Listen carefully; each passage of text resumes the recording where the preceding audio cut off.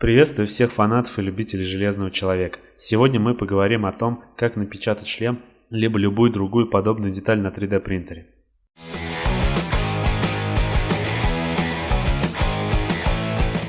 Для того, чтобы модель напечаталась без проблем и с первого раза, нужно помнить определенный ряд особенностей.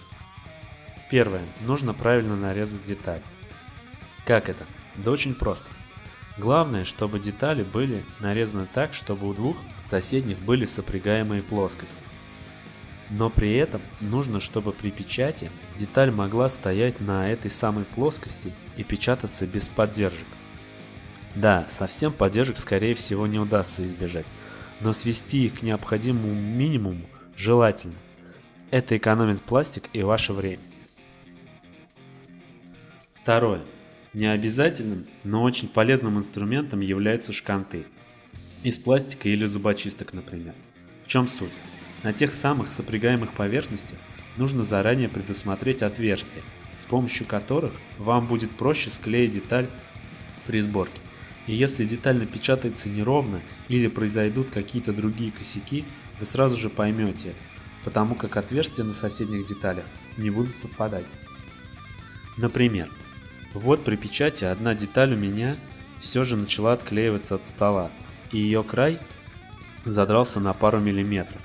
Но благодаря шкантам все же удалось все склеить ровно, а эту щель можно заделать смолой или же АБС пластиком, разбавленным в ацетоне.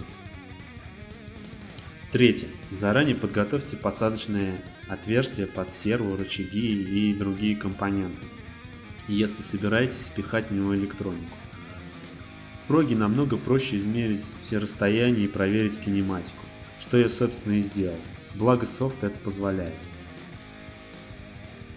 Четвертое. Точность печати. Откалибруйте принтер, да и вообще используйте принтер с хорошей конструкцией, потому что это все влияет на погрешность в размерах деталей и на склейку их между собой в последующем. И пятое. В этот раз я печатал шлем пластиком АБС. И для лучшего прилипания к столу использовал АБС софт.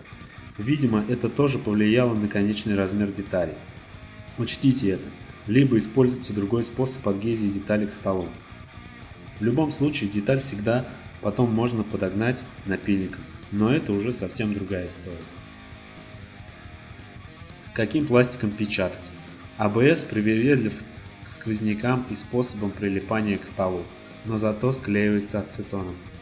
ПЛА менее разборчив, но его нужно клеить суперклеем или смолой. Что лучше, решать вам. Ну и под конец презентую вам своего нового монстра. Все эти выводы и заметки я сделал при его проектировании и печати. Да, возможно, его можно было нарезать более удобным способом, но что сделано, то сделано. Есть, конечно, косячки, но меня все устраивает. Все детали посажены на шканты, что придает ему дополнительную жесткость. Практически все стенки толщиной 4 мм, что делает его еще более прочным. И в деталях уже предусмотрены посадочные места под серву, что облегчает установку механики. В следующем видео подробно расскажу про правильное питание. Именно про правильное питание, а не от батареек. На этом все. Спасибо за просмотр. Подписывайся на канал. Дальше будет много интересного.